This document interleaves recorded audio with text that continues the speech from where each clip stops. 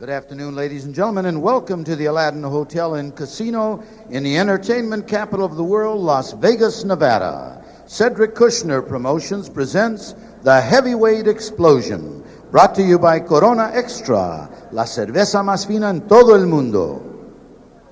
This is a special event, heavyweights, 10 rounds. Our third man in the ring, Carlos Padilla. In the blue corner to my left, he's wearing black trunks. He weighed in at 313 pounds from Knoxville, Tennessee, a professional record of 10 wins, no losses, 9 wins by knockout, James Gaines. In the red corner, he's wearing blue trunks with white trim at 248 pounds from Riverdale, Kansas. His professional record, 11 wins, 7 losses, 1 draw, 8 wins by knockout, Martin Foster.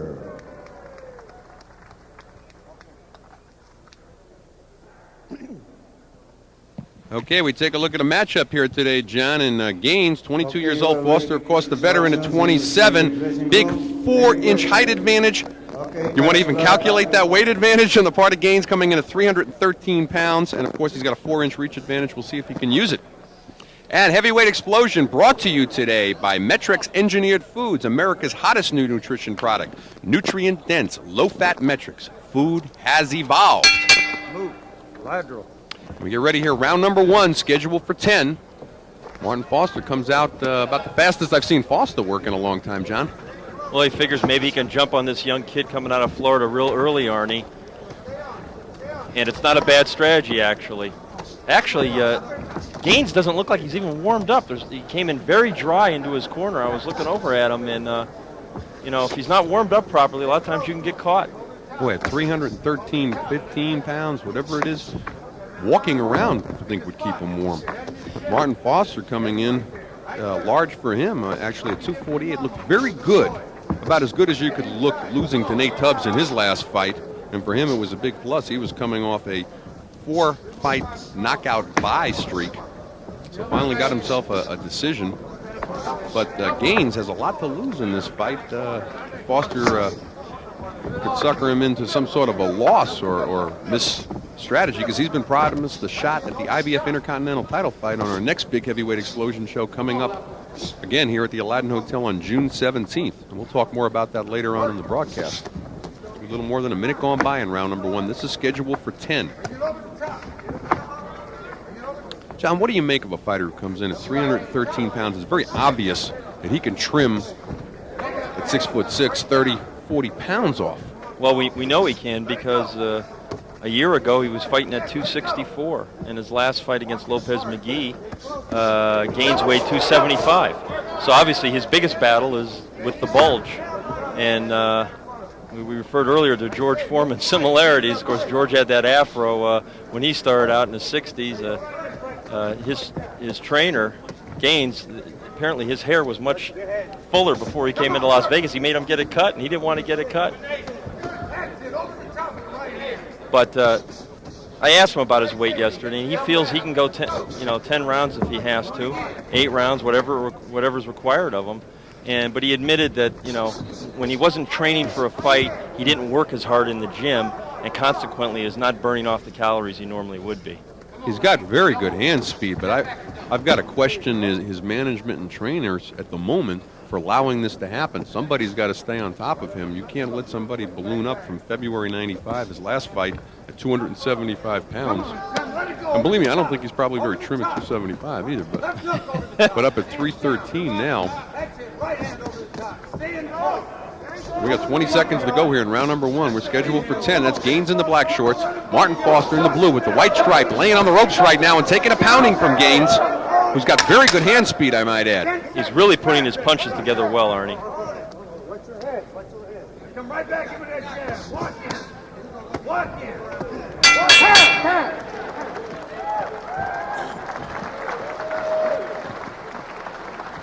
Well, John, interesting round. Foster came out very fast, stung Gaines a little bit, but Gaines, very good hand speed. He's got a nice jab, and he was following up with good combinations, right hands and left hooks. And that worked well to his advantage in the first round after he appeared to be very nervous early on. We're in the corner there at James Gaines, 313 pounds, 6'6". He's put on 38 pounds since the last fight. We take a look at action here at the end, round number 1, where he had stung Foster, had Foster caught on the ropes. Well, the body punches landed, but those earlier headshots didn't, and certainly that right hand did.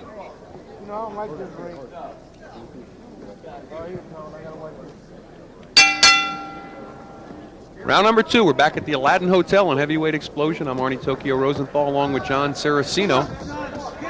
And that's James Gaines you're looking at there in the black shorts. He's undefeated, 10-0 with 9 knockouts. And to be fair to James Gaines, Martin Foster is not exactly body beautiful. No. Yeah. And I think it's taking away a little bit of the attention for Martin coming in at a rather portly 248. Foster's record 11-7-1 with 8 knockouts, and he's on a 5-fight losing streak. Last fight he went 10 rounds though with Nate Tubbs. Not looking bad doing it, but had been knocked out 4 times straight prior to that. Gaines looking to get a shot at the IBF Intercontinental title. Promised that fight. He gets past Foster today. Mark Foster learned how to fight in a boxing ring in a pasture in his house growing up in Kansas. I mean, that's where he first learned about the fisticuffs. They had a heavy bag. His father would hang a heavy bag in his barn, and that's kind of his boxing roots. That's where he started. He won the gold medal at the Olympic Festival in Minneapolis in 1990 at super heavyweight. So he had some good amateur experience and did well for himself. Highly touted amateur, and then he ran into a fighter by the name of Tom Gillespie in November of '93. Stopped him in 1 round. Things haven't been the same since for Martin Foster. In conversations with him, he's told me boxing's basically something he loves to do now, try to stay in some sort of shape. He's got a very good job back in Kansas, travels by himself, comes in with no trainer, no manager. And no cut to give up. I think he's a correctional officer actually at a prison in Winfield, Kansas. So again, he's a guy who can handle himself if need be. And there you see Gaines unnecessarily eating the jab. He's got to move his head a little bit. I mean, he's a very inviting target at 6'6", 313 pounds. And I've got to tell you, Foster's best shot here is to try to get Gaines into the late rounds. Foster, again, won an impressive 10 rounds and losing a decision to Nate Tubbs just back in March. And the furthest that Gaines has ever been is 5 rounds, and that was back in 1994. April, and he weighed 264 pounds for that fight. Gaines landed a nice short uppercut on the inside there, Arnie, that really caught Martin's attention. But you're right, he hasn't gone beyond 5 rounds, and certainly he could be in some trouble at this weight if the fight goes to the latter stages. There's a little familiarity to a Little Rascals episode where Chubby and Little Joe got into a fight. I don't know if you remember that one. I missed that episode.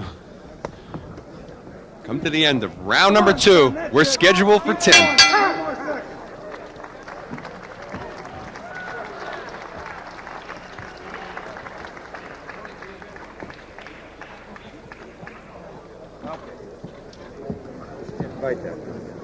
Says Jorge Valdez on the jacket, but we're looking at the corner of Martin Foster, holding his own at the moment with the 313-pound James Gaines. Boxing this round. I want to go left, right, left, right, left, right. Come over here, hit him, step over here and hit him. You turn, he can't follow you. John, if you had a guess right now, what do you think would happen if Foster can hang in there for the 5th, 6th round and take Gaines? Here's my Obviously bag. not in optimum My shape. black bag. I mean, it's possible he can out-hustle him for a decision. I think it's, Gaines is a better boxer. Let's go. Round number 3. Get your scissors out. Arnie Rosenthal with John Saraceno. Heavyweight scheduled for 10. We've got James Gaines trying to keep his undefeated streak going here. He's 10-0 now against Martin Foster. That's Foster in the blue with the white shorts. In between rounds, John and I were talking about what's going to happen should Gaines go into the later rounds. Yeah, certainly the extra weight, and if he's not in tip-top shape, which he certainly is not, and he hasn't been past 5 rounds, that's uncharted waters for him. He's not the boxer that, he's a better boxer than Foster is, I think. He puts his shots together, more professionally. But again, that could be a real problem for him. And James was telling me yesterday that he really doesn't even like to fight, Arnie. That he likes boxing, he likes training. You wouldn't know it by looking at his body, but he really doesn't like to fight. And he was really fighting the nerves last night. All of his fights, but 2 were in Tennessee, and of course, coming out to Las Vegas, the fight capital of the world, was a nerve-wracking experience for him. And I was asking him how he dealt with that, with the nerves, and he says he gives himself a manicure right before the fight starts, and that calms himself down by trimming his nails. So I do that before the broadcast, just to calm me before going on Heavyweight Explosion. As we're almost halfway gone here in round number 3, this is scheduled for 10, and it could get very interesting if it gets past 5. Foster, although not what you would call optimum shape at 248 pounds, weighed about the same when he just fought Nate Tubbs back in March. Oh, no problem going 10. Sizzling right uppercut on the inside by Gaines. Rocked Foster's head snapped back. These guys are just standing toe-to-toe on the inside. They both decided, I'm gonna try and wear you down. Foster not known for his chin. He's been knocked out 5 times. 4 of those knockouts coming in succession by Franz Botha, Gary Mason, Phil Jackson, and Samson Pua. Good, ranked heavyweights, nevertheless, guys that can punch a bit. Gaines has 9 knockouts. Only going a 4-round decision route back in August of 24, and oddly enough, the one time he weighed 321 pounds for that. Very erratic in the weight department. 321 back in August of 92, up to 338 in February of 93. Then he seemed to come down, 280, down to 264 in April of 94, up to 275 in his last fight, February of 95, and comes in today at a very big 313 pounds.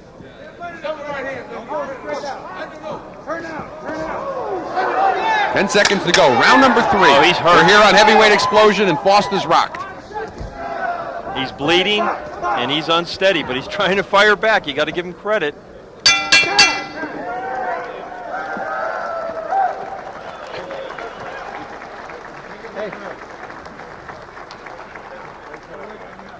Give me that stick back, man.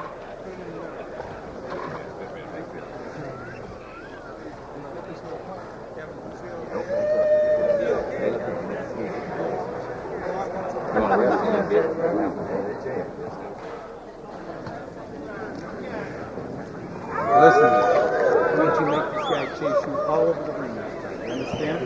I don't A lot of action going on in the corner of Martin Foster, bleeding from the mouth and the nose. Doctor was in to see him at the beginning of the break between rounds, John, and seemed to be able to let it go, but he was certainly in trouble there near the end of round number 3. He got stung, and we're going to see some of that action right here from Gaines. Working the body, then going upstairs. There's that snapping right uppercut that really found the mark on the point of his chin.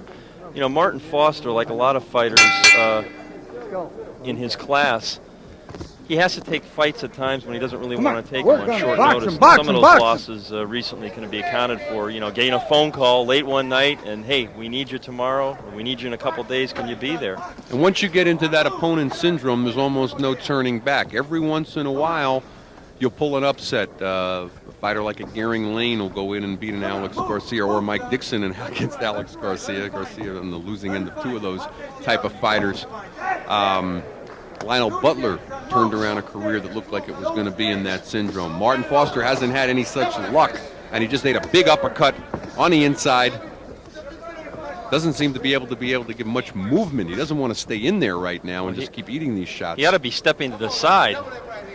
He's laying right in there, and certainly his defense is not very good. He's getting caught with everything most everything that James Gaines is throwing on the inside. Now, double jab and move on. Move, side to side. That's it. Now, right. Come on, he turns around. He It'll be interesting. We're going to be coming back to the Aladdin Hotel on June 17th for a big heavyweight explosion show. It's going to feature the IBF Intercontinental Heavyweight Championship, possibly James Gaines fighting for it. Zelko Marovic, if you haven't seen him, the European heavyweight champion, very exciting fighter. Torsten Mai, the 1992 Olympic gold medalist, will be on the card, as well as number 5 world-ranked Corey Sanders and the new sensation. Everybody's talking about South African heavyweight Courage Shabalala. But that's June 17th. Today we're May 6th. John, what would happen if he gets down to 275 between now and then? That's a lot of weight to lose in such a short period of time. Yeah, and a lot of times that's obviously to the detriment of the fighter, particularly if you have to make a weight class, which he doesn't, and obviously he's not concerned about. At the same time, that'll be a scheduled 12-round fight.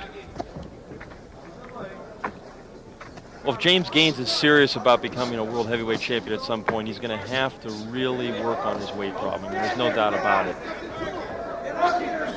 And his management is going to have to help him in that direction. But ultimately, it's the fighter's responsibility.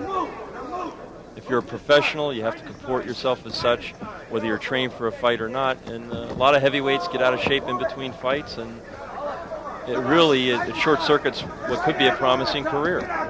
Although it's prevalent among the heavyweights, I had a similar conversation with Samson Poor recently, who had ballooned up to 300 pounds, is slowly getting back down into the 250 range. There's fighters like James Toney that live through the same problems. Certainly Gaines is not alone in that department, you're right. Buster Douglas talking about a comeback these days probably weighs, I'm hearing everything from 350 to 400 pounds to be able to come down. And we've got 10 seconds to go in round number 4. This is scheduled for 10. You know, Foster landed a left hook there a minute ago. It kind of looked like it shook up Gaines a little bit.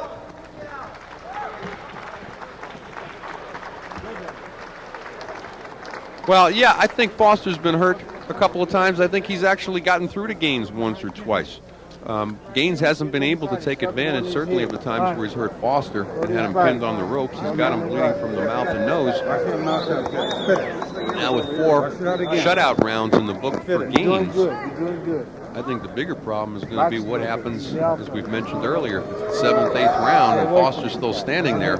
Miguel Luggin is 313 pounds around the ring for 9 or 10 rounds. Gaines never been past 5. And the one time he went 5 rounds, back in April of '94, he weighed 264 pounds. So we're talking about almost a 50-pound weight differential. That's a big swing.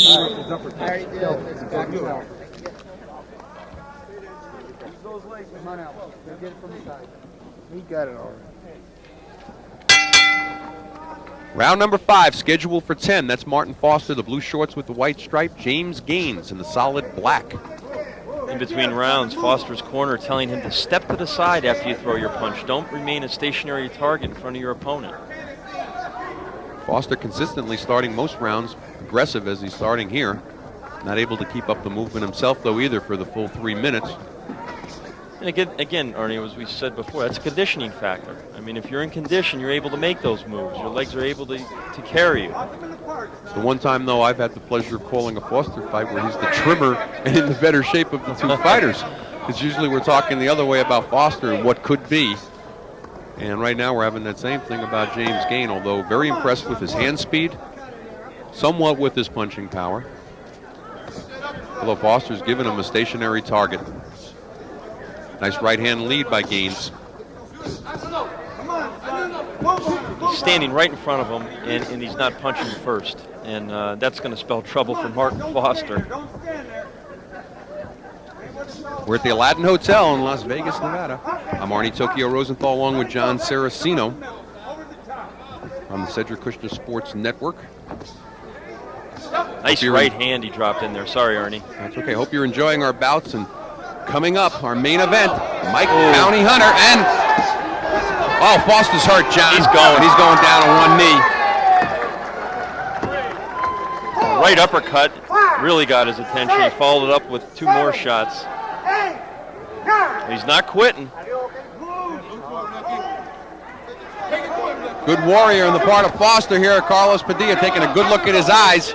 Let's see if the young 22-year-old Why would Foster, if he wants to get up, just standing there now, John? Why isn't he getting out of there, holding on, doing something? And Padilla's going to stop the fight.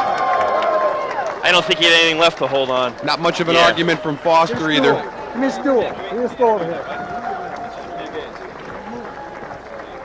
Sit down. Sit down. Well, there you have it. James Gaines increases his record to 11-0. That's his 10th knockout. And we'll get the official word hopefully maybe later on in the show, or he could be fighting for the IBF Intercontinental Heavyweight Championship on the next Heavyweight Explosion show on June 17th. John Saraceno's going to have a chance to talk with him and see if he can pare down some of that 313 pounds into more of a fighting weight in case he has to go 12 rounds. We didn't really get the opportunity to see what he was going to look like past 5. This is the second time he's been into the 5th round, the other time coming back in April of '94 against Ken Kirkwood. And today he stops Martin Foster, whose record drops to 11-8-1.